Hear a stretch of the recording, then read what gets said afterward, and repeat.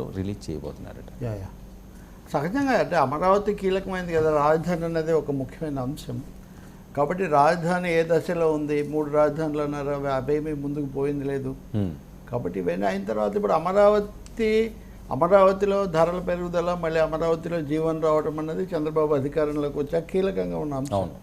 కాబట్టి దాని మీద పోలవరం ఇచ్చేస్తారు కాబట్టి అమరావతి ఇస్తారు. దీని మీద నేను మొన్న కూడా చూశాను, ఆయన 2 రోజులు సమీక్షలు 2 సార్లు జరిపారు. దీన్ని ఒక 3 భాగాలుగా ఇస్తారని. ఇప్పటివరకు తాము సిఆర్డీఏ పెట్టి అవన్నీ తాము చేసిన పనులు, జగన్ వచ్చిన తర్వాత జరిగినటువంటి నిలిచిపోయిన తర్వాత జరిగినటువంటి విధ్వంసం అనండి, లేకపోతే నష్టం అవన్నీ. మూడోది భవిష్యత్తుకు సంబంధించి నిధులు ఎక్కడి నుంచి వస్తాయి, ప్రాధాన్యతలు ఎలా ఉంటాయి. ఉదాహరణకు అక్కడ ఆ తుప్పలు చెట్లు ఇవన్నీ పెరిగి అంతా అడవిలాగా మారింది, దాన్ని తొలగించటం, రోడ్డు మార్గాలు అనే వాటికి ప్రాధాన్యత ఇవ్వటం. మూడోది నిధులకు సంబంధించి ఎక్కడన్నా విదేశాల నుంచి కానీ లేకపోతే బీడ్ల నుంచి కానీ ఆ ఎల్ఎన్టీ వాళ్ళతో కూడా మళ్ళీ సమావేశమై మీరు పనులు ఆపినవి వెనక్కి వెళ్ళిపోయారు, వాటిని మళ్ళీ చేయండి అంటే, కాదు మాకు బిల్లులు ఇవ్వలేదంటే వాటికి మేము జాగ్రత్త తీసుకుంటాం చేయమన్నారని. సో ఇలాంటి అంశాలన్నీ కూడా కలిపి, అలాగే రైతులకు సంబంధించిన అంశాలు కొన్ని ఉన్నాయి, ఇంకొన్ని కొంచెం కొత్తగా భూములు తీసుకోవాల్సినవి కూడా కొన్ని పనులు ఉన్నాయి. వీటన్నిటి మీద ఆయన ఒక అమరావతి సమగ్ర చిత్రం ఆవిష్కరిస్తారేమో, మనం చూడాలి. 3 గంటలకు ఇస్తారంటున్నారు కదా, బహుశా ఇది ఇప్పుడు ఇవ్వడంలో ఒక ఔచిత్యం కూడా ఉంది. రేపు ఢిల్లీ వెళ్ళినప్పుడు రాజధానికి సహాయం చేయాలని ఉంది కాబట్టి మీరు దానికి సహాయం చేయండి అని ఇక్కడ ఆ అంశం కూడా ముందుకు తెచ్చే అవకాశం ఉంది. పోలవరం విషయంలో అంటే రిపేరీ జరగాలి, దాని అంచనా వేయాలి కాబట్టి అక్కడ అంచనా లేదు. ఇక్కడికి వచ్చేసరికి రాష్ట్ర ప్రభుత్వం ఒక అభిప్రాయానికి వచ్చి ఈ పత్రాన్నే కేంద్రానికి కూడా సమర్పించడానికి ఒక అవకాశం ఉంది. చూద్దాం మరి ఆయన. సార్, చంద్రబాబు నాయుడు గారు ఢిల్లీ టూర్లో ఏపీ అభివృద్ధి అనే ఇందులో కీలకమైనది మటుకు 90% పూర్తయిన భవనాలు, 70% పూర్తయినవి కూడా పూర్తి చేయకపోవటం అన్నది ఒక పెద్ద తప్పిదము. అలాగే రోడ్లు వీటన్నిటికి సంబంధించి జగన్ ప్రభుత్వం ఉద్దేశపూర్వకంగానే దీన్ని ఇలా పక్కన పెట్టింది. కొంతమంది అధికారులు కూడా అత్యుత్సాహంతో దీన్ని అలా చేశారు అనే అంశాన్ని ఆయన ఈరోజు ఎస్టాబ్లిష్ చేస్తారని చెప్పి మనం గట్టిగా భావించవచ్చు. ఇంకొకటి, ఈ ప్రభుత్వం ఆలోచనలో కూడా కొంత మార్పు వచ్చినట్టుగా ఉంది. ఆ రాజధాని ప్రాంతం కోర్ క్యాపిటల్ ఏరియాకి సంబంధించి ఆ భూమిని నోటిఫై చేశారు వెంటనే. సో దాని మీద ఫోకస్ పెట్టబోతున్నాము అని. అంటే జనరల్గా అమరావతిని కాకుండా కోర్ క్యాపిటల్ అంటే పాలనా భవనాలు ఇవన్నీ ఉండేదాని మీద చేస్తామని. బహుశా ఈ భవిష్యత్ ప్రణాళిక సంబంధించి ఇచ్చే దాంట్లో ఇవన్నీ స్పష్టత వచ్చే అవకాశం ఉంది. సార్, ఢిల్లీలో సాధించుకోవాల్సిన అంశాలు ఏంటి? చాలా కీలకమైంది. సీఎం హోదాలో మొదటిసారి ఈయన వెళ్తున్నారు. ఎన్డీఏలో చాలా కీలక భూమిక ఈరోజు తెలుగుదేశం పార్టీ పోషిస్తుంది. చాలా ఎక్స్పెక్టేషన్స్ ఉన్నాయి. అంటే ఒకటి, తప్పకుండా ఆంధ్రప్రదేశ్కి అవసరాలు చాలా ఎక్కువగా ఉన్నాయి. ముఖ్యంగా ఆర్థికమైనటువంటి అప్పుల భారం ఒకటి ఉంది. కొంచెం ఎక్కువ తక్కువ లెక్కల తేడాలు ఉన్నాయేమో కానీ అప్పుల భారంలో ఏమీ ఇంకా రెండో మాట లేదు. పోలవరం సంక్షోభం, అమరావతి పూర్తిగా ఆగిపోయినటువంటి ఒక పరిస్థితి, వీటన్నిటికీ నిధులు కావాలి, రెవెన్యూ లోట్లు ఇవన్నీ రానివి అట్లాగే ఉన్నాయి. కాబట్టి ఈ అంశాలన్నీ అక్కడ లేవనైతే అవకాశం ఉంది. అయితే ఆశలు ఎంతవరకు పెట్టుకోవాలి? పైగా నరేంద్ర మోదీ కూడా చాలాసార్లు కేంద్రంలో పాలకులు అప్పుడైతే వాగ్దానాలు చేయటము, హామీలు ఇవ్వటం, తర్వాత విరమించడం జరుగుతుంటుంది. అది బీజేపీ ప్రత్యేక హోదా విషయంలో చేసిందే మనకు ఒక ఉదాహరణ. కాబట్టి హోదా అన్న మాట ఎక్కువ వినిపించట్లేదు ప్రభుత్వం యొక్క ప్రణాళికలో కానీ వాళ్ళు ఇస్తున్నటువంటి వీటిలో కానీ. ఒకవేళ లాంఛనంగా ఏమన్నా ఉన్నా కానీ హోదా అనే దాని చుట్టూ అయితే ఉండబోరు అనేది ఒకటి అనిపిస్తుంది. ప్రత్యేక హోదా కాకుండా మిగతా ఆర్థిక సహాయం అన్నది ఇక్కడ ప్రధానంగా తీసుకొని దానికి ఒక 15,000 కోట్లు ఇట్లాంటిది ఏదైనా ఒకటి తక్షణం విడుదల చేయమని అడగడానికి ఒక అవకాశం ఉంటుంది. వాళ్ళు వెంటనే విడుదల చేయరు, మేము మాటిచ్చి దాన్ని అధ్యయనం చేస్తాం, తప్పకుండా సాయం చేస్తాం, మామూలు భాషలో మాట్లాడుతున్నారు కదా. నిన్న కూడా ప్రధానమంత్రి తన సమాధానంలో కూడా ఆంధ్రప్రదేశ్లో చాలా బ్రహ్మాండంగా మా కూటమి అంతా స్వీప్ చేసింది అని ఒక మాట చెప్పటము, ఇలాంటివన్నీ కూడా మనం చూసాం. కానీ అదే సమయంలో అటువైపు కాంగ్రెస్ వాళ్ళు కానీ తృణమూల్ కాంగ్రెస్ కానీ చంద్రబాబు నాయుడు మీద కొన్ని వ్యాఖ్యలు చేయటం, వీళ్ళు వాటిని ఎదుర్కోవటం, సభలో వైసీపీ ఎంపీలు రాజ్యసభలో ప్రత్యేక హోదాను లేవనెత్తడం. సో రాజధానిలో ఇప్పటికే ఈ రాజకీయ ఇది మొదలైంది. చంద్రబాబు పర్యటనతో దీనికి ఒక కొలిక్ వస్తుంది. అంటే చాలా రోజుల నుంచి రాష్ట్ర ప్రయోజనాల కోసం ఎన్డీఏతో కలిసాము అన్న ప్రధానమైన నినాదంతో బయలుదేరారు. కాబట్టి ఇప్పుడు ఎన్డీఏ మీ మీద ఆధారపడే పరిస్థితి వచ్చినప్పుడు జగన్ చంద్రబాబు కూడా మా మీద ఆధారపడలేదు కాబట్టి మేమేమో అడగలేకపోయామని చెప్తూ వచ్చారు. ఇప్పుడు ఆధారపడింది కదా, ఏం అడుగుతారు, ఏం చేస్తారు అని. కానీ నేను అనుకోవటం అనుభవజ్ఞుడు, తర్వాత వాస్తవికత ఉంది కాబట్టి ఏదో ఒకేసారి అన్నీ వచ్చి పడతాయని ఆయన అడిగే పరిస్థితి కూడా అంతగా ఉండదు, ఆచితూచి అడుగేస్తారని ఆయన పాజిటివ్ సిగ్నల్స్కి ఇవ్వడానికి ఎక్కువ ప్రాధాన్యత ఇవ్వచ్చు కేంద్రానికి. ఓకే, మేమేదో మా మీద ఆధారపడ్డారని ఇదేం చేయబోవట్లేదు అన్నట్టుగా. కానీ ప్రజలు కానీ రాష్ట్రము అందరూ అడుగుతుంది, కోరుకుంటుంది ఏంటంటే ఇప్పుడు సమయం, సరైన సమయం రాష్ట్రానికి, రాష్ట్ర ప్రయోజనాల కోసం అని అడిగితే ప్రజలు గెలిపించారు. కాబట్టి రాష్ట్ర ప్రయోజనాలు గరిష్టంగా మ్యాక్సిమం కేంద్రం నుంచి తెచ్చుకోవడానికి ఈ పర్యటన ఉపయోగపడితే మనం చాలా సంతోషించవచ్చు. ఇక్కడ పోటీ కూడా ఉంటుంది మళ్ళీ. మొన్న మనం జేడీయూ విషయం మాట్లాడాం కదా, వ్యూహాత్మకంగా రకరకాల ఇప్పుడు కేంద్ర రాజకీయాల్లో ఒకవైపు నుంచి బీజేపీ, ఈవెన్ వైసీపీ కూడా మాటకు వస్తే ఇప్పుడు నిన్న ఇద్దరు ముగ్గురు ఈ విషయాలు మాట్లాడారు, చంద్రబాబు విషయాలు. అవి వీళ్ళు ఇక్కడ ఎక్కువగా చెప్తున్నారు. ఎందుకంటే తృణమూల్ కాంగ్రెస్ ద్వారా అది వైసీపీకి కావాల్సిందే, తృణమూల్ కాంగ్రెస్ మాట్లాడింది అనుకోవాలి. అదే సమయంలో ఇండియా కూటమి మీతో కలిస్తే అన్ని మాఫీ చేస్తారు కదా అన్నదాన్ని వాళ్ళు తీసుకొస్తున్నారు. అలాగే హోదా ఇట్లాంటివి చంద్రబాబు అడిగితే ఒకవేళ పరిశీలిస్తారేమో అని దానికంటే ముందే జేడీయూ ద్వారా దానికి ఒక పుల్ల అడ్డం వేసే ఒక పని అక్కడ చేస్తున్నారు. అయితే అదే సమయంలో కొంతమంది కేంద్ర అధికారులు, నీతి ఆయోగ్ ఇట్లాంటి వాళ్ళు పరిశీలించాలి, ఏదో ఒకటి చేయాలి ఆంధ్రప్రదేశ్కి అంటున్నారు. లెట్ వి హోప్ ఆంధ్రప్రదేశ్కు ఇప్పటికైనా ఇప్పటివరకు ప్రత్యేకంగా ఏం చేయలేదు. మేము కేంద్ర సంస్థలు ఇచ్చాము, జాతీయ రహదారులు ఇచ్చాము అని తప్ప ఆ 1000 కోట్లు 1500 కోట్లు అమరావతికి ఇచ్చింది ఒక్కటే, ఇంకా మిగిలింది నిర్దిష్టంగా ఏం లేదు. కాబట్టి చంద్రబాబు గట్టిగా అడుగుతారని, దాని మీద స్పందన వస్తుందని మనం భావించాలి. అంటే ప్రత్యేక హోదా అనే అది మోదీ బాధ్యత కూడా. మనం ఎంతసేపు చంద్రబాబు తెలుగుదేశం లేదా రాష్ట్ర ప్రభుత్వం వరకే కాదు, ఒక నైతిక బాధ్యత బీజేపీకి, నరేంద్ర మోదీకి కూడా ఉంది. ఇప్పుడు ఆయన ప్రభుత్వం అక్కడ ఉంది అంటే దానికి ఆంధ్రప్రదేశ్లో వచ్చిన ఈ స్థానాలు కారణం కాబట్టి, అవును, మీరు ఆ మాటలన్నీ చెప్పారు కాబట్టి ఇప్పుడు రాష్ట్ర ప్రభుత్వం అడిగేవన్నీ కాస్త అటు ఇటుగా ఇద్దరు ముఖ్యమంత్రులు గతంలో అంతా అడుగుతూనే వచ్చారు, కానీ ఇవ్వకుండా ఎప్పటికప్పుడు మాటలతో సరిపెట్టారు. ఇప్పుడు చూడాలి ఇంకా మనం. సార్, ఈ ప్రత్యేక హోదా అనే అంశాన్ని మొదటి స్లోగన్గా ఎత్తుకుని ప్రజల్లోకి వెళ్ళడానికి జగన్మోహన్ రెడ్డి చూస్తున్నారని వస్తున్న వార్తలు. ఇప్పుడు ప్రత్యేక హోదా అనేది అది ఎవరైనా తీసుకోవచ్చు, దాంట్లో ఏమీ పొరపాటు లేదు. కానీ అదే సమయంలో అధికారంలో ఉన్నప్పుడు మటుకు దానికి ఏం ప్రాధాన్యత ఇవ్వకుండా, అధికారం నుంచి పోగానే దాని మీద మేము అంతా చేస్తామంటే మటుకు దానికి ఏం పెద్ద ప్రాధాన్యత లేదా ప్రతిస్పందన ఉండదు. అంటే ఇన్ని రోజులు ఏమైంది అనే ప్రశ్న తప్పకుండా ఎదురవుతుంది. ఎన్నికల ప్రచారంలోనే అది వచ్చేది. కాబట్టి జగన్ తను ముఖ్యమంత్రిగా ఉన్నప్పుడు చివరి వరకు కూడా ఈ అంశం మీద ఫోకస్ పెట్టకపోవటం అనేది రాజకీయంగా పెద్ద తప్పిదం. ఇంకా అందులో రెండో అభిప్రాయం ఏం లేదు. ఆయన కూడా ప్రతిపక్ష నాయకుడిగా ఉన్నప్పుడు అంతకుముందు ఆయన యూనివర్సిటీలకు వెళ్ళి విద్యార్థులతో మాట్లాడి ఇన్ని లాభాలు అన్ని లాభాలు అనేవాడు. తీరా తన చేతిలో అధికారం ఉన్నప్పుడు ఏం చేయలేదు. తెలుగుదేశం ఉన్నప్పుడు ప్యాకేజీ అని అది అట్లా పక్కకు పోయింది. సో గత 2 సార్లు చేదు అనుభవం మిగిలింది రాష్ట్రానికి ప్రత్యేక హోదా విషయంలో. ఇప్పుడైనా కానీ ఆ చేదు అనుభవం తొలగి హోదాకు సంబంధించి ఒక సరైన ముగింపు రావాలని మనం కోరుకోవాలి. కానీ రాజకీయ సంకేతాల మటుకు బీజేపీ ఆ పేరెత్తడం లేదు. రాష్ట్ర ప్రభుత్వం కూడా ఇప్పటివరకు ఆర్థిక మంత్రి, ముఖ్యమంత్రి మాట్లాడిన దాంట్లో, లేకపోతే వాళ్ళు చెప్తున్న దాంట్లో ఆర్థిక సహాయం గురించి మనకు ఎక్కువగా వినిపిస్తూ ఉంది తప్ప హోదా అన్న అంశం రావటం లేదు. ఓకే, సో రేపు కనుక హోదా మీద చంద్రబాబు నాయుడు ప్రాధాన్యత ఇచ్చి దాన్ని స్ట్రెస్ చేస్తే, దాని మీద పట్టుబడితే నిజంగా మనము స్వాగతించవచ్చు దాన్ని. అంటే చంద్రబాబు నాయుడు గారు పట్టుపడతారా లేదా అనే అంశం అంటే దీన్ని వైఎస్ఆర్సీపీ పట్టుపెట్టి జనాల్లోకి వెళ్తారా? ఇప్పటికిప్పుడు జగన్ ఏదో దీని మీద తీసుకొని వైసీపీ చేస్తే వెంటనే వాళ్ళకి ఏదో అడ్వాంటేజ్ అయిపోతుంది, వాళ్ళు చేయింది వీళ్ళు చేశారు అనుకుంటారు అనేది మనం ఏం చెప్పలేము. ఎందుకంటే 5 ఏళ్ళు మీరు పాలించి ఓడిపోయిన తర్వాత మీరు దాని మీద హడావుడి చేస్తే, అధికారంలో ఉన్నప్పుడు కొంచెమన్నా చేసి ఉండాలి కదా. అధికారంలో ఉన్న వాళ్ళు పక్కన పెట్టారు. ఎన్నికల ప్రచారంలో మాత్రం విశాఖపట్నంలోనే ఎక్కడో 1-2 సార్లు ఏదో అడిగినట్టున్నారు, అంతకు మించి ఏమీ లేదు. అలాగే కూటమి విషయం తీసుకుంటే కూడా మోదీ రాష్ట్రంలో ప్రచారానికి వచ్చినప్పుడు వీళ్ళిద్దరు అడగలేదు.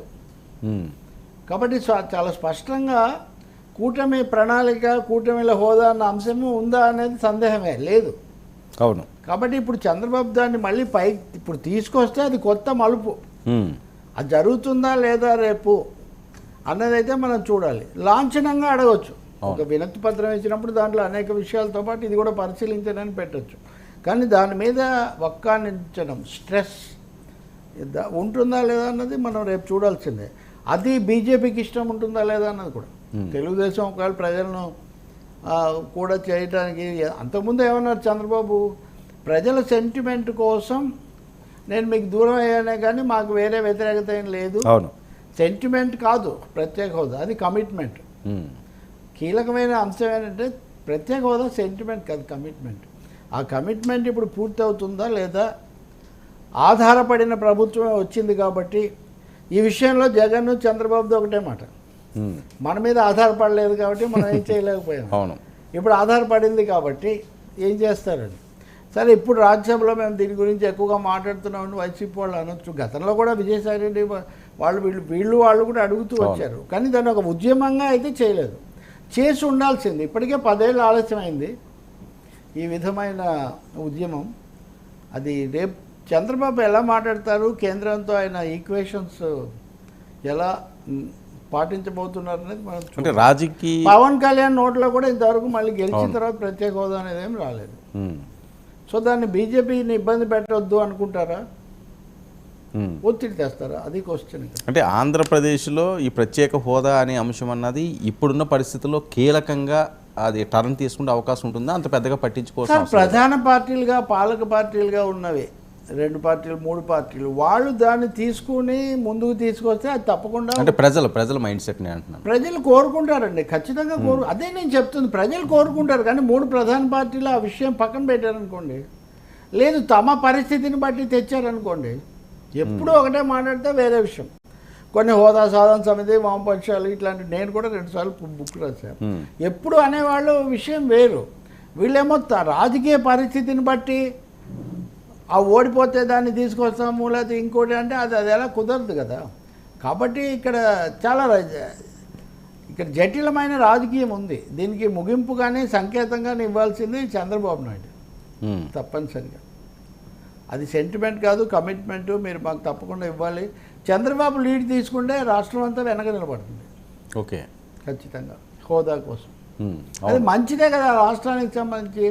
దాని మీద భిన్నాభిప్రాయం ఉండాల్సిన అవసరం కూడా లేదు రాజకీయ పార్టీలకు. ఆ విషయాలు అందరూ కూడా సమర్థించవచ్చు, ఒక తాటి మీద వెళ్ళొచ్చు. పవన్ కళ్యాణ్ గారికి కూడా ఈ స్లోగన్ మంచి రాజకీయ పరంగా ఆపర్చునిటీయే కదండి. దీని మీద ఆయన కూడా కొద్దిగా హడావుడి చేస్తే, ఆయన అది వరకు చేశారు కదా, ఇదే కాకినాడలో కదా, అప్పుడు పాచిపోయిన లడ్డు ఇవన్నీ కూడా మాట్లాడారు. ఆ తర్వాత కొన్ని కార్యక్రమాలు కూడా చేశారు. మరి ఆ తర్వాత ఎందుకో దాన్ని ఆయన పక్కన పెట్టేశారు. అంటే ఎవరు కలిసి రాలేదు కాబట్టి.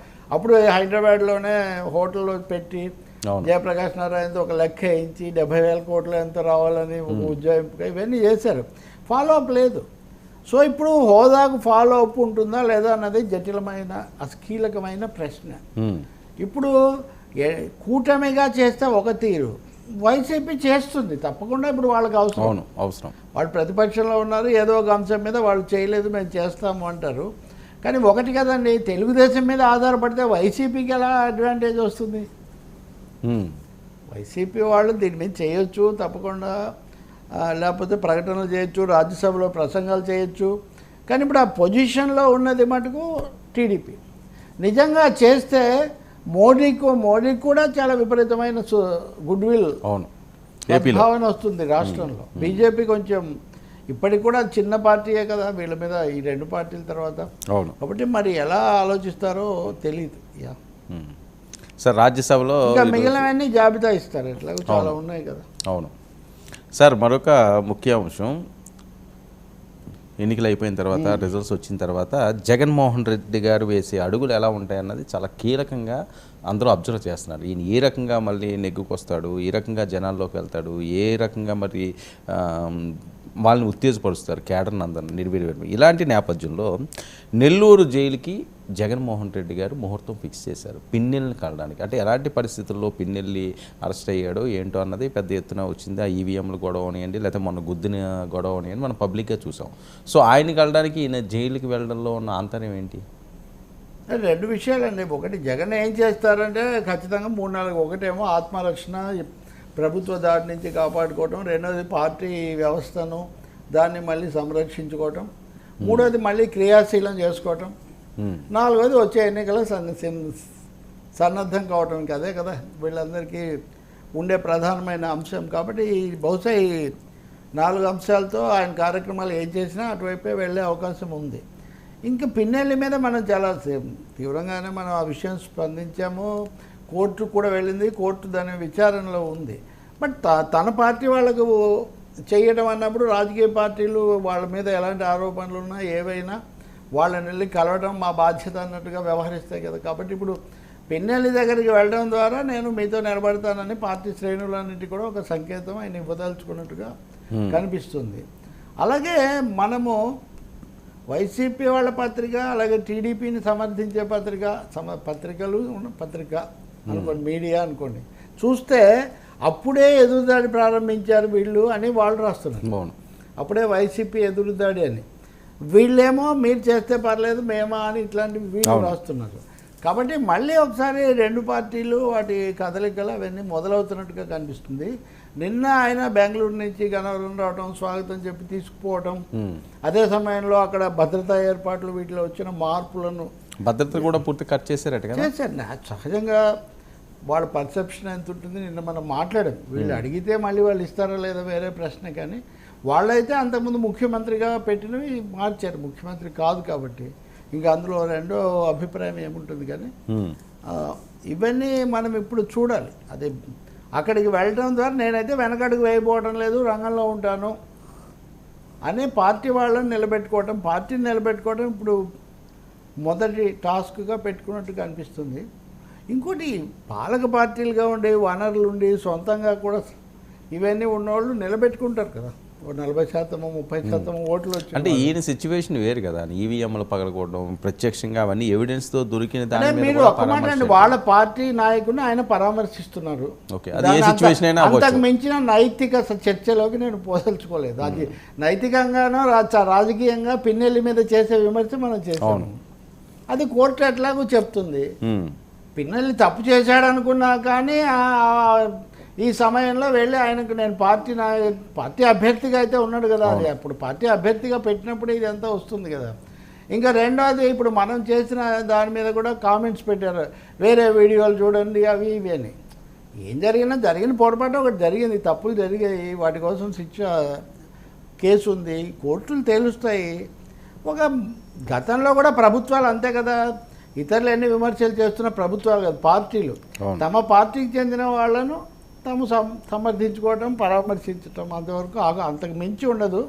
పైగా నెల్లూరులో మన తీవ్రమైన ఓటమి ఇవన్నీ కూడా వచ్చాయి కదా. కాబట్టి రాజకీయంగా చూడాల్సిందే, దీంట్లో ఏం పెద్ద అంతకు మించిన, అంటే అంత నేరం చేసిన వాళ్ళని ఎలా కలుస్తారు, లేకపోతే ఇది చేసిన వాళ్ళని ఎలా కలుస్తారు.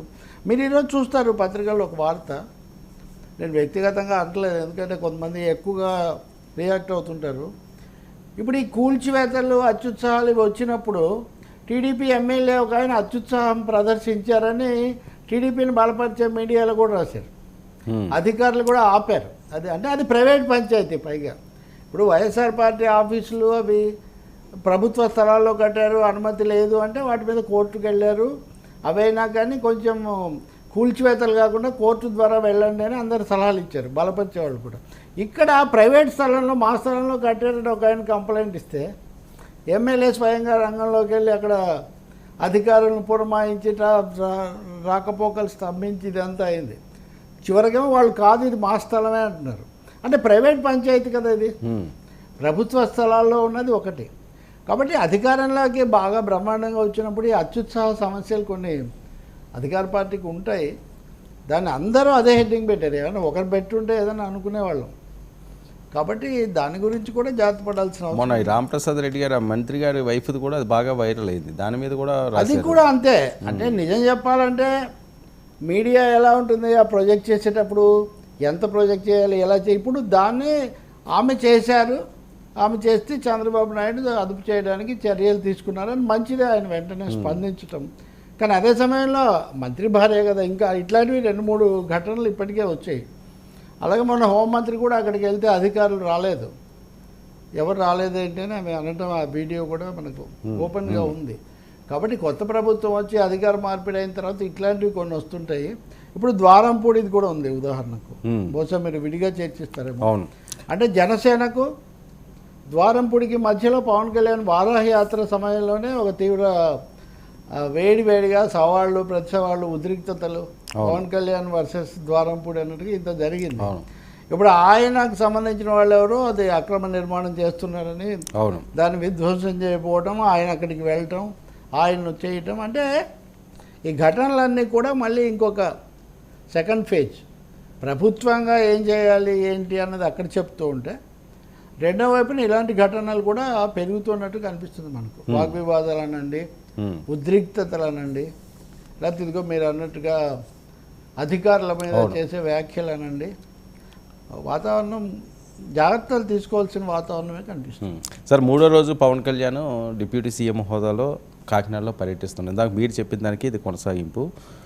సో వివిధ అధికారులతో అవనియండి, వాళ్ళ వర్గీయులతో చర్చించారు, దాని అభివృద్ధి కోసం ముందుకు సాగుతున్నారు. ఈ నేపథ్యంలో ద్వారంపూడి అనే అంశం అన్నది మొదటి దెబ్బ కాకినాడలో ద్వారంపూడికి పడింది. అది పవన్ కళ్యాణ్ ఆ అడ్డాలో ఉండగానే మాట్లాడే పరిస్థితి. ఆయన ఎంపీనంతా కూడగొడతామని చెప్పి అది చాలా ఆవేశపూర్వకంగా ఆయన మాట్లాడడం జరిగింది. ఇవన్నీ కూడా సో అది కొనసాగింపు అనుకోవచ్చు. ఇది ద్వారంపూడి నిజానికి పవన్ కళ్యాణ్ కంటే ముందే మంత్రిగా నాదెండ్ల మనోహర్, పౌర సరఫరాల మంత్రి, అవును, ఆ గోడౌన్లు అక్కడ ధాన్యాన్ని తీసిపెట్టారు. అదే కదా అంతకుముందు కూడా రైస్ రెడ్డి అంటారు, ఇదంతా మారుస్తుంటారని. అందుకని చట్ట ప్రకారం సివిల్ సప్లైస్ మినిస్టర్ వెళ్ళి చూడటం, అవన్నీ బయటపెట్టడం, అదంతా ఓకే, వాటి మీద తప్పకుండా చర్యలు తీసుకోవచ్చు. ఇంకోటి ఏమో వ్యక్తిగత సవాళ్ళు కూడా నడిచాయి కాబట్టి ఇక్కడ కొంచెం ప్రభుత్వంతో పాటు ఆ పార్టీకి రాజకీయంగా వ్యక్తిగతంగా ఉంది. నాకు తెలిసిన జనసేన మిత్రుడు ఒక ఆయన పూర్తిగా అక్కడే ఫోకస్ చేశాడు. మీడియాలో హైలైట్ అవ్వలేదు, కానీ మనం తెనాల్లో చెంప మీద కొట్టినట్టు ఇట్లాంటి కొన్ని ఘటనలు ద్వారంపూడికి సంబంధించి కూడా జరిగాయి ఆ రోజు. ఓకే, కాకినాడలో పోలింగ్ రోజు నుంచే ఈ విధమైన వాతావరణం ఉంది. అప్పటి నుంచి వాళ్ళు కొంచెం డిఫెన్స్లో ఉన్నటువంటి పరిస్థితి కూడా ఉంది. ఇలాంటప్పుడే కాదు మేము గట్టిగా ఉన్నామని చెప్పడానికి వాళ్ళు కూడా ప్రయత్నిస్తుంటారు. సో పవన్ కళ్యాణ్ ఈ అంశాల మీద గట్టిగానే ఆయన ఈరోజు మాట్లాడారు. ఉప్పాడ బీచ్ దాన్ని సందర్శించారు. అంతకుముందు మడ అడవులు అక్కడ ఉన్న వాటిని సంరక్షించటం, అంటే ఒక పర్యావరణ కోణం, ఉపాధి కోణం, ఇలాంటి వాటిని అక్కడ తీసుకొచ్చినట్టుగా మనకు కనిపిస్తుంది. ఇంకా సో ఇది ఏం చేసినా సరే కక్ష సాధింపు చర్యలు అని చెప్పి మాట్లాడే పరిస్థితి. సో ఆ రకంగా చేసే విధంగా వీళ్ళు చర్యలు ఉంటున్నాయి అనుకోవచ్చా సార్? నేనేమి ఇప్పుడు కక్ష సాధింపు అనలేదు. వాస్తవానికి చట్టపరంగా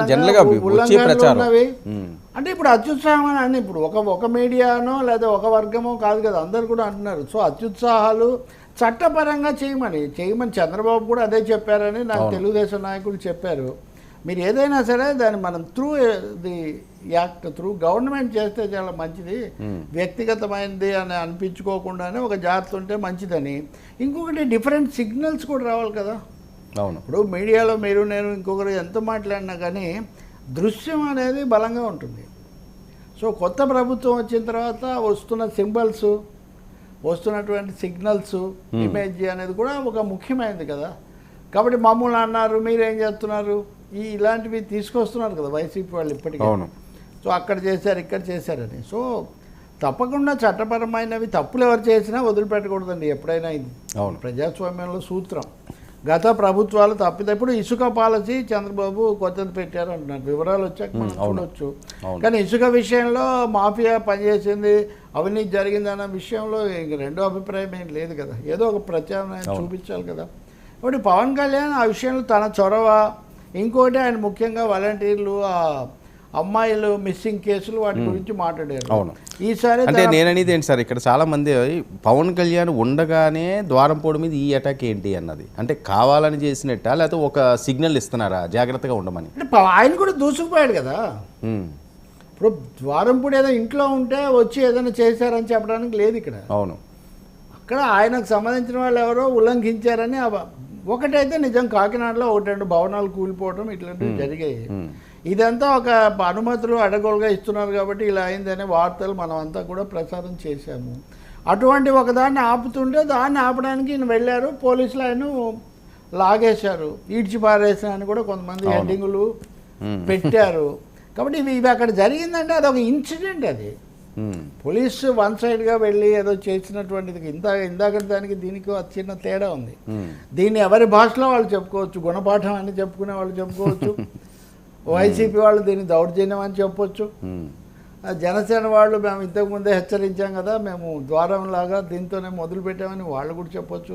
ఇదంతా all this is a political play. ఇది ఒక రాజకీయమైనటువంటి పాలనా సంబంధమైన కథ అక్కడ నడుస్తుంది.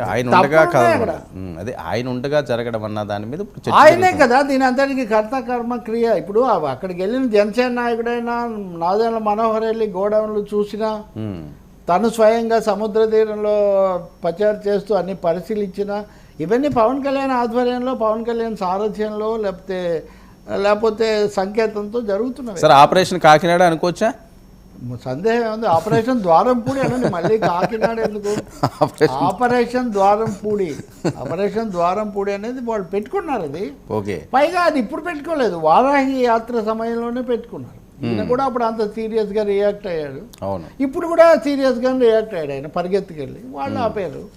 సో ఆయనకు వనరులు ఉన్నాయి కదా, ఆయన కేసులు వేస్తారు, మళ్ళీ ఇదంతా జరుగుతూ ఉంటుంది. అవును యా సార్, ఇది ఒకటైతే నిజమండి, ఉల్లంఘనులు అని, గనులు అధికారం ఉన్నప్పుడు అనేక ఉల్లంఘనలు అనేక మంది అనేక రూపాలు చేస్తారు. ఏది ఎంత జరిగింది, అది చట్టం ముందు నిరూపణ అయిందా లేదా, పోలీసులు ఏంటి, కోర్టులు ఏంటి తర్వాత తేలుతుంది. కానీ ఒకటంటూ ఉన్న తర్వాత అధికారులు ప్రశ్నించకుండా ఉండరు, అది కార్యాలయాలైనా ఇంకొకటైనా. కాబట్టి అవి పద్ధతిగా ఒక చట్టంలో ఫ్రేమ్లో ఉందా లేదనేది ఒకటే క్వశ్చన్. ఇక్కడ నిజంగా పవన్ కళ్యాణ్ అక్కడ ఉండి కూడా ఆయన అక్కడ కనపడకుండా ఫ్రేమ్లో ఇవన్నీ చేయించున్నారంటే అప్పుడు ఆపరేషన్ ద్వారంపూడి అనేది చాలా అమోఘమైనటువంటి స్క్రిప్ట్తో నడిచింది అని మనం భావించాల్సి వస్తుంది. ఈయన కూడా దాన్ని పండించడానికి తను కూడా రంగంలోకి రావటం, ప్రత్యక్షంగా రావటం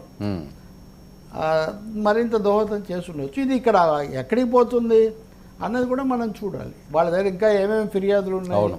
ఇప్పుడు ఆ ధాన్యం రవాణా దానికి సంబంధించి అంటున్నారు. అదే ఎంత నిన్న మనం రెడ్ శాండల్ ఎర్రచందనం గురించి, అవును ఎర్రచందనం అనేసరికి పెద్దిరెడ్డి గారు పేరు వస్తుంది. ఆయన మిథున్ రెడ్డి సవాల్ చేశాడు. మరి వీటన్నిటికీ నెక్స్ట్ ఫాలో అప్ ఎలా ఉంటుంది, వీ హ్యావ్ టు వాచ్. ఎక్కడెక్కడ తప్పు ఉందో అక్కడంతా చర్య తీసుకోవచ్చండి. ఇంకా రెండో మాట ఏం లేదు దీంట్లో, ఎవరైనా ఏ పార్టీ అయినా. ఓకే సార్, అమ్మాయిల మిస్సింగ్ అనే అంశం పెద్ద సంచలనం రేపింది ఎన్నికలకు ముందు. సో పవన్ కళ్యాణ్ గారి చొరవతో 9 రోజుల్లో కేసును ఛేదించిన పోలీసులు ఒక అమ్మాయిని, విజయవాడ అదృష్టమైన అమ్మాయిని క్షేమంగా తిరిగి తీసుకొస్తున్నారట. ఇవి ఏ ఇండికేషన్స్ ఇస్తున్నట్టు? దీన్ని స్వాగతించాలండి. అమ్మాయిల విషయంలో ఇటువంటి జరగడం, ఆ పోలీసులను అభినందించాలి ముఖ్యంగా. అందులో ఎక్కడో జమ్మూ కాశ్మీర్ దగ్గర. అవును, అయితే అంతకుముందు చెప్పిన 1000 మంది మిస్సింగ్కి సంబంధించిన దాంట్లో భాగమా ఇంకొకట, ఈ వివరాలు ఇవన్నీ కూడా మనం తెలుసుకోవాలి. ఇంకా మూడోది ఫాలో అప్ చేసి నిజంగా అటువంటివి ఉంటే చేయొచ్చు. ఇప్పుడు సామూహికంగా వాలంటీర్లు ఇవన్నీ ముడిపెట్టా అంటే అప్పుడు కొంచెం వివాదము అట్లా అయింది. తప్పకుండా పవన్ కళ్యాణ్ దాన్ని కూడా అక్కడ గుర్తు చేశారు. మీరు నిన్న మీడియాతో మాట్లాడినప్పుడు ఈ అంశాన్ని నేను చెప్పాను కూడా చెప్తున్నాను. చూద్దాం ఇంకా ఫాలో అప్ ఏమేం చేస్తారు. ఈ అమ్మాయి వచ్చినందుకు మనం సంతోషించాలి. ఇలా బహుశా ఆమె ద్వారా ఇంకా కొన్ని వివరాలు కూడా తెలుసుకోవచ్చు. అవును, కాబట్టి దట్స్ గుడ్. మహిళలేనండి బలయ్యేది. ప్రభుత్వాలు మాఫీ సరిగ్గా జాగ్రత్తలు తీసుకోకపోతే రకరకాల మాఫియా శక్తులు ఇవన్నీ కూడా ఉంటాయి. సార్ ఈ వాలంటీర్లు నిన్న మనం చిరంజీవి వీడియో అప్పుడు నిన్న కదా మనం మొన్నే చేసాం. దాన్ని నిన్న రేవంత్ రెడ్డి కూడా దాన్ని బాగా అభినందించారు. అందరూ చేయాలని కూడా ఆయన హుకుం జారీ చేశారు. అందరు కూడా ఇలా చేయాలని చెప్పడం అన్నది మీరు గుర్తించవచ్చు. అంటే ఒక రోజు ముందే మీరు చేసినట్టు లెక్క దాని ప్రాధాన్యత. అవును సార్, మరొక విషయం, వాలంటీర్లు వాళ్ళ పరిస్థితి ఏంటి? చాలా కీలకంగా గత ఎన్నికల్లో వీరు పాత్ర పోషిస్తున్నారన్నారు. వైసీపీ కార్యకర్తలు అన్నారు వాళ్ళకి ఎక్కువ జీతం ఇస్తామని చెప్పి వీళ్ళు హామీలు ఇచ్చారు. కానీ ఎంతమంది వాలంటీర్లు ఉంటారు, ఎంతమంది పోతారో తెలియ పరిస్థితి. ఈరోజు చెలో విజయవాడ వాలంటీర్ల యాత్ర రసాభాసగా మారింది. పోలీసులు వాళ్ళు అరెస్ట్ చేయడం, ఇవి ఎటువైపు దారితీస్తుంది? వాలంటీర్లు భవితవ్యం ఏంటి? వాలంటీర్లది నిజంగా కొంచెం విచారకరమైన విషయం అండి. కొత్త ప్రభుత్వం తప్పకుండా ఈ వాలంటీర్ల విషయంలో చంద్రబాబు నాయుడు స్వయంగా చెప్పిన మాటకు వీళ్ళకి 10,000 రూపాయలు చేస్తాము అంటే బహుశా ఉన్నవాళ్ళు తొలగించారని అనుకుంటారు కదా. వాళ్ళ పరిస్థితి మీద కొంచెం అస్పష్టత వచ్చింది. నేను ఇందాకే చూస్తున్నాను, యువజన సంఘం డివైఎఫ్ఐ వాళ్ళు కూడా ఒక ప్రకటన చేస్తున్నారు, వాలంటీర్లను కొనసాగించండి, అసలే నిరుద్యోగ సమస్య ఎక్కువగా ఉంది. ఈ ప్రభుత్వం రావడానికి ఒక కారణము నిరుద్యోగం, యువత. సో జగన్ ఏదన్నా చెప్పుకోదగింది ఏమన్నా ఉంటే గ్రామ సచివాలయాలు, వాలంటీర్ల ఉద్యోగాల గురించి ఆయన చెప్పేవాళ్ళు. ఇప్పుడు ఆ ఉద్యోగాల్లో ఉన్న వాళ్ళకు కూడా ఇబ్బంది కనుక వచ్చేట్టయితే అది తప్పకుండా తప్పు సంకేతం ఇస్తుంది. పైగా యువత మీద చాలా ప్రభావం చూపిస్తుంది. పల్లెల్లో ఆ 5,000 10,000తో వాళ్ళు బతుకుతున్నారు ఏదో. కాబట్టి యువజన సంఘం డివైఎఫ్ఐ వాళ్ళు అడిగేది ఏంటంటే వాళ్ళని అయితే మీరు తొలగించకండి అని. రెండవది రాజీనామాలు చేసిన వాళ్ళు కూడా రాజకీయ ఒత్తిళ్ళ వాళ్ళు వాళ్ళని కూడా వెనక్కు తిరిగి రావడానికి మీరు అనుమతించండి అని కూడా అడుగుతున్నారు యువజన సంఘాలు. వాలంటీర్లు చాలా చోట్ల ఆ ధర్నాలు ఆ నిరసనలు చేస్తున్నారు. అనంతపూర్లో కూడా ఇది జరిగింది.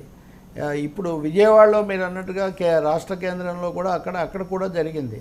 నేను ఇంకోటి కూడా చెప్తున్నా వర్మ, 3-4 రోజుల నుంచి నా దృష్టిలో నేను చెప్పలేదు కొత్త ప్రభుత్వము విమర్శలు ఎందుకని. అంగన్వాడీలు, హెల్పర్లు, అవుట్ సోర్సింగ్ సిబ్బంది ఇట్లాంటి వాళ్ళు ఉన్నారు. వీళ్ళంతా చిరు కాదు, అతి చిరు ఉద్యోగులు. అవును. ఈ కొత్త ప్రభుత్వం వచ్చిన తర్వాత వాళ్ళని కూడా మార్చటము అంటే వీళ్ళందరూ వైసీపీ అభిమానులు ఉంది. వాళ్ళకి ఏముందండి, మీరుంటే మీ తరఫున వాళ్ళు కాదు. అవును. కార్యకర్తలు అంటే ఇప్పుడు 150 మంది ఎమ్మెల్యేలు వాళ్ళు ఉన్నారు, వాళ్ళతో ఎక్కువ ఉంటుంది రాముని. ఇప్పుడు మీరు 160 మంది ఉన్నప్పుడు సహజంగా ఈ పనులు చేయించడం ఇదంతా ఈ ప్రభుత్వము ఈ పార్టీలతోనే జరుగుతుంది. కాబట్టి వాళ్ళేదో వైసీపీ వాళ్ళు అనుకొని వాళ్ళని పక్కన పెట్టడం. అంగన్వాడీలో అయితే ఒక ఆవిడ ఆత్మహత్యా ప్రయత్నం చేసినంత పని చేసింది. ఈరోజు ఆ వార్త కూడా ఉంది. అంగన్వాడీ యూనియన్ ఆమె కార్యదర్శి సుబ్బరామమ్మ అని అక్కడికి వెళ్ళి చిన్న వాళ్ళ మీద చేయకండి మీరు, వాళ్ళకు ఈ అంశాలు అప్పుడు తెలుగుదేశం కూడా మద్దతు తెలిపింది మాకు, ఇప్పుడు అయిన తర్వాత మీరు వాళ్ళ మీద ఇదే అవ్వటం ఏంటి అని. అలాగే నేను చూశాను సిపిఐకి సంబంధించిన నాయకుడు ఓబులేష్ కూడా ఇలాంటి ఒక ప్రకటన చేశాడు, చిరుద్యోగుల మీద ఎందుకు సార్ మీరు చేయకండి అని. సో ఈ పైన ఉన్న వాళ్ళు ఐఏఎస్లను ఐపీఎస్లను మార్చడాలు అవి ఓకే, కానీ ఈ చిరుద్యోగులను కూడా ఏదో జరగబోతుంది, మనం ఉంటామో లేదో అనే అస్పష్టత రావడం అంటే కొంచెం బాధాకరంగా ఉంది. ఆ విషయంలో చంద్రబాబు నాయుడు తన అనుభవంతోనూ కొంచెం పెద్దరికంతో కూడా ఈ సమస్య రాకుండా చూడాల్సిన అవసరం ఉంది. నేను వస్తూ చూసిన దాంట్లో వాలంటీర్లను ఈ డబ్బు పంపిణీకి సంబంధించిన దాంట్లో ఉపయోగించుకోం, కానీ వేరే పనుల్లో మేము వాడుకుంటామని ఆలోచిస్తున్నారన్నారు. స్పష్టత. అందుకనే సచివాలయం ఉద్యోగులతో మొన్న అది చేయించారు. అదే వీళ్ళు లేకుండా చేయిస్తాను, ఓకే. అది చేయించడం ద్వారా అది వైఎస్ఆర్ పార్టీ ప్రభుత్వం అనవసరంగా గతంలో సమస్య సృష్టించిందని మీరు ఒక మెసేజ్ ఇవ్వదలుచుకున్నారు, ఇచ్చారు. కానీ ఈ యంత్రాంగం అయితే పాజిటివ్ రోలే ప్లే చేశారు కదా వాలంటీర్లు, సేవలు చేయడంలో కానీ లేదా కరోనా సమయంలో కానీ వాళ్ళ పాత్ర అనేది కుటుంబాలకు ఉపయోగపడింది. మైల్ మిస్సింగ్ ఉపయోగపడింది అన్నది ఒక అంశం. వాళ్ళ కార్యకర్తలు, వైసీపీ కార్యకర్తలు అన్నది ఒక మచ్చ కూడా పడింది కదా వాళ్ళ మీద పూర్తి స్థాయిలో. దానికి నేను కారణం చెప్తున్నా, 150 మంది ఎమ్మెల్యేలు వాళ్ళు ఉన్నారు కాబట్టి. అవును. వాళ్ళ ఎమ్మెల్యేలకు, నియోజకవర్గాలకు లేకపోతే మామూలు ప్రభుత్వం ఉన్నప్పుడు అది అలాగే అంతకుముందు వీళ్ళు జన్మభూమి కమిటీలన్నీ ఇప్పుడు మళ్ళీ వస్తాయి ఏదో చెప్తున్నారు. మరి పూర్తి విధాన స్పష్టత రాకుండా మనం మాట్లాడకూడదు, కానీ చిరుద్యోగుల మీద మటుకు పడకూడదని నేను చెప్పేది. చూడండి, అంగన్వాడీ వర్కర్లు అనేవాళ్ళు చాలా కీలకం కదా రాష్ట్ర రాజకీయాల్లో. చంద్రబాబు గతసారి ఉన్నప్పటి నుంచి కూడా ఈ అంగన్వాడీ వర్కర్ల మీద అప్పుడే రాజకీయ వేధింపులు ఆపకుంటే రాష్ట్ర వ్యాపిత ఉద్యమం అని అంగన్వాడీలు చేస్తున్న ప్రకటన ఇది. అంగన్వాడీలు వీళ్ళంతా చిరుద్యోగులండి. అవును. అంగన్వాడీలు, హెల్పర్లు చిరుద్యోగులు అన్నదే బోబులేష్ కూడా చెప్పింది. ఇప్పుడు సుబ్బరామమ్మ ఆమె కార్యదర్శి. గతంలో వీళ్ళు ఏమంటారు, తెలుగుదేశం పార్టీ గత ప్రభుత్వం సకాలంలో అంగన్వాడీలకు వేతనాలు ఇవ్వకుండా అనేక వేధింపులకు గురి చేయడంతో 42 రోజుల పాటు సమ్మె చేశారు. నాడు ప్రతిపక్ష హోదాలో టీడీపీ నాయకులు శిబిరాలను సందర్శించి అనేక హామీలు ఇచ్చారు. అధికారంలోకి వచ్చాక అంగన్వాడీలపై వేధింపులకు పాల్పడుతున్నారని ఆగ్రహం వ్యక్తం చేశారు. ఇప్పటికైనా చేయకండి అని. ఇటువంటివి అవుట్ సోర్సింగ్ ఉద్యోగులు. ఇంకోటి సహజంగా ఎవరు అధికారంలో ఉంటే ఆ చిన్న చిన్న ఉద్యోగాలకు వాళ్ళు చెప్పిన వాళ్ళని తీసుకోవడాలు ఇట్లాంటివి జరుగుతూ ఉంటాయి. వాటిని సర్దుబాటు స్థానికంగా చేసుకోండి. కానీ వీళ్ళందరూ ఈ చిన్న చిన్న ఉద్యోగులు వీళ్ళందరూ గత ప్రభుత్వం ఏజెంట్లుగా భావించడం అది సమంజసం కాదు. వాళ్ళు బ్రతుకు తెరువు కోసం పనిచేస్తారు. వాలంటీర్లైనా ఇంకొకటైనా మీరు వాళ్ళకి ఖచ్చితమైన నిబంధనలు పెట్టండి, వాటి ప్రకారం పనిచేయించండి. సార్ వాలంటీర్ల భవిష్యత్తుకు సంబంధించి సందేహం రావటం అన్నది అదేమీ మంచి ఇది పరిణామం కాదు. సార్ ఈ వాలంటీర్లు అవనివ్వండి, మీరు చెప్పిన అంగన్వాడీలు ఇవ్వండి, దీని మీద త్వరితగతిన ఏదో నిర్ణయం తీసుకోవాల్సిన అవసరం ఏదో ఒక నిర్ణయం కాదు, వాళ్ళ ఉద్యోగ జీవిత భద్రతకు ముప్పు లేకుండా చేయాల్సిన అవసరం ఉంది. మిమ్మల్ని నేను చూసుకుంటాను, మీకు ఇబ్బంది లేదని అంతకుముందే మీరు చెప్పుంటే వేరే విషయం. అవును, మేము రాగానే మీరందరినీ వైసీపీ పెట్టింది, మేము రాగానే మిమ్మల్ని అందరినీ మారుస్తామని చెప్తే అప్పుడు మీకు అది ఉండొచ్చు. కానీ అది కాదు కదా, కొనసాగిస్తాము, ఇంకా జీతం కూడా పెంచుతాము. ఇప్పుడు అంగన్వాడీలు సమ్మె చేసినప్పుడు కూడా మేము వస్తే మీ కోరికలు తీరుస్తామని చెప్పి ఇప్పుడు వచ్చిన తర్వాత వేధింపులు అనేటటువంటి మాట వస్తే ఎట్లా? ఒకటి ఎవరైనా స్పెసిఫిక్గా చేశారనుకోండి, వాళ్ళ మీద మీరు చర్య తీసుకోవచ్చు. ఓకే, చట్టపరంగా.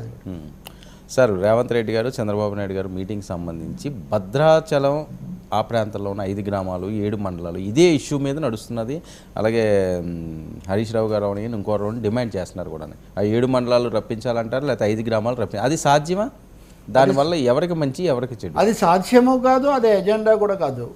రాజకీయ పార్టీలు తమ అవసరాల కోసం అప్పటికప్పుడు అంశాలు ముందుకు తేవచ్చునేమో, కానీ కేంద్రం ఒకసారి ప్రత్యేక పరిస్థితుల్లో పోలవరం ముంపు వీటి కింద చేసిన తర్వాత ఆ నియోజకవర్గాలు ఆ విభజన కూడా అంతా అయిపోయింది. మొదట్లో కొంత సమస్య ఉండేది, కానీ అందువల్ల దాని మీద పెట్టడం అనేది ఒక విధంగా ప్రాంతాల మధ్య మళ్ళీ ఇక్కడ అక్కడ అనేది రాష్ట్రాల మధ్య దీనిగా వస్తున్నట్టుగా కనిపిస్తుంది.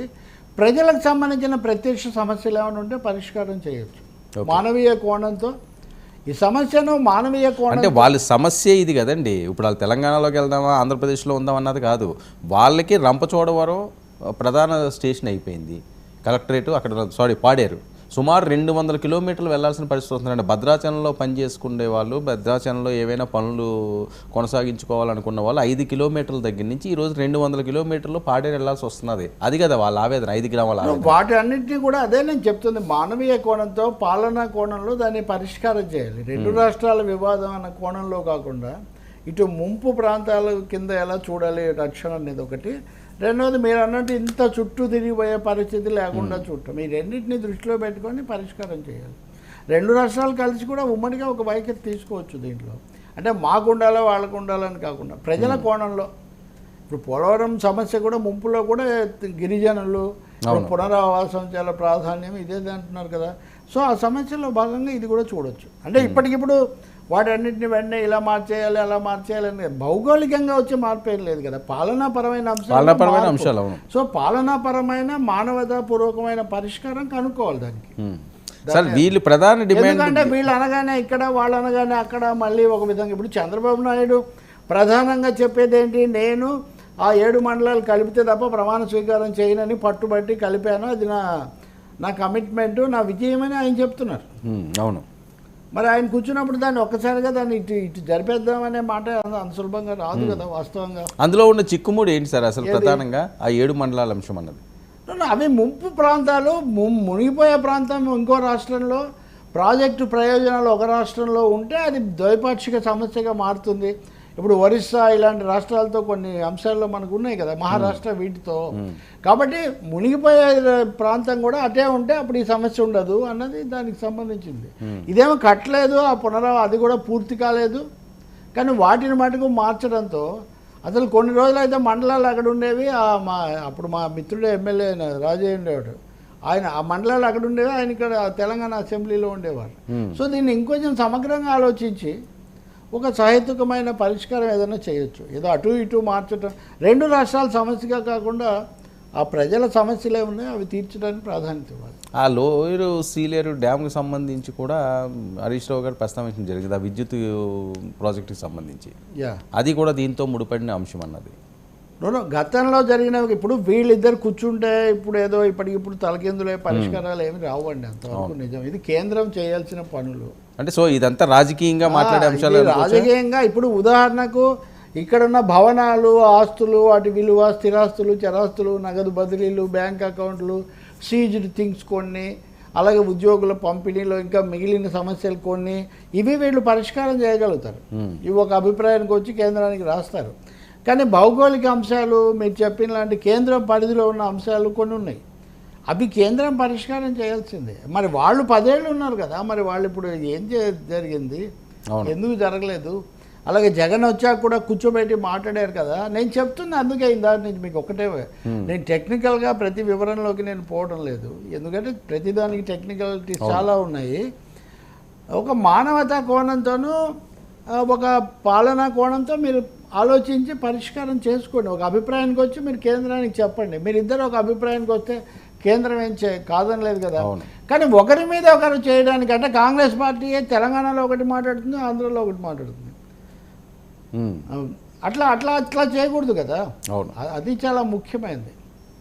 ఒక జాతీయ పార్టీ లేదా ఒక ప్రాంతీయ పార్టీ, ప్రాంతీయ పార్టీలకి సమస్య ఉండదు. కానీ ఇక్కడ 2 ప్రాంతీయ పార్టీలు, తెలుగుదేశం, జనసేనకు కూడా 2 చోట్ల ఉన్నాయి. కాంగ్రెస్ 2 చోట్ల ఉంది, ఒక్క బీఆర్ఎస్, వైసీపీ తప్పితే. బీజేపీ కూడా ఉంది. బీజేపీ కూటమిలోనే ఉంది కదా. వాళ్ళెందుకు కేంద్రానికి చెప్పి దీనికి పరిష్కారం చూడరు? వాళ్ళెందుకు ఇప్పుడు రేపు చంద్రబాబు వెళ్ళినప్పుడు ఆయనతో పాటు పురంధేశ్వరి గారు వెళ్ళి వాళ్ళ పార్టీకి ఒక మాట చెప్పొచ్చు కదా. చెప్పారనమాట మళ్ళీ. సార్ ఏంటి అలాగే నాకు చాలా ఉంది పలుకుబడి అన్నవాళ్ళు, దగ్గరగా ఉండే పవన్ కళ్యాణ్ లాంటి వాళ్ళు కూడా ఇప్పుడు ఒక ముందుకు వచ్చి ఒక మాట చెప్పొచ్చు కదా. వాస్తవం. అవును సార్. ఏంటి ప్రతిపక్ష నాయకుడిగా జగన్మోహన్ రెడ్డి గారు చేసిన వినతులు, విన్నపాలు, లేఖలు అవన్నీ కూడా ఇక ముగిసిన అధ్యాయం అనుకోవచ్చా? మళ్ళీ ఇంకా వాయిస్ ఏమి వినిపించట్లేదు. ప్రతిపక్ష హోదా మీరు అనేది అదేం ఉండదండి. అది హోదా ఇప్పుడు అంతా సత్సంబంధాలు కూడా ఎక్కడ ఉన్నాయండి? శత్రుపూరితంగా ఉండి ప్రతిరోజు అంత తీవ్రంగా వ్యతిరేకించుకుంటూ, పైగా మీరు గతంలో మీరు చేసింది కూడా అంతే ఉంది కదా. ఇంతకంటే తీవ్రం కొంచెం, ఇంతకంటే డబల్ ఉన్నాయి వాళ్ళకి అప్పుడు సీట్లు. అయినా మీరేమైనా గౌరవం ఇచ్చారా? హోదా కూడా ఉంది. అయినా ఏమైంది? సభను మానేసి వెళ్ళిపోయిన పరిస్థితే కదా. అదేం జరుగుతుందని నేను అనుకోను. దాని మీద సాగదీసి అదేమైనా కొంత చర్చ జరిగింది, కానీ అవకాశం లేదు కాబట్టి ఇప్పుడు ఆ చర్చ కూడా సద్దుమణిగిందని మనం, నేనైతే ముందు నుంచి అదే వైఖరితో, డే 1 నుంచి కూడా అదే స్టాండ్తో నన్ను అదే జరుగుతుంది. కానీ ఒకటి, హోదా ఇచ్చినా ఇవ్వకపోయినా ప్రతిపక్షానికి కూడా దాని స్థానం దానికి ఇవ్వాలి. ఓ మాజీ ముఖ్యమంత్రి ఒకవేళ వాళ్ళు గతంలో తప్పు చేశారు అంటే మళ్ళీ అదే ఇప్పుడు చేయనక్కర్లేదు. అలాగే జగన్మోహన్ రెడ్డి కూడా గతంలో తాము ఏం చేశామనేది కూడా గుర్తుపెట్టుకొని ఇప్పుడు కూడా ఆయన సభకు వెళ్ళి ప్రతిపక్ష నాయకుడిగా ప్రజావాణి వినిపించడానికి ఆయన ప్రయత్నం చేయాలి. ప్రజలందరి వాణి, రాష్ట్రమంతటి వాణి, ఆయన రాష్ట్రమంతటిని పాలించాడు కదా. ఇప్పుడు కేవలం వైసీపీ కోణం అంటే కుదరదు.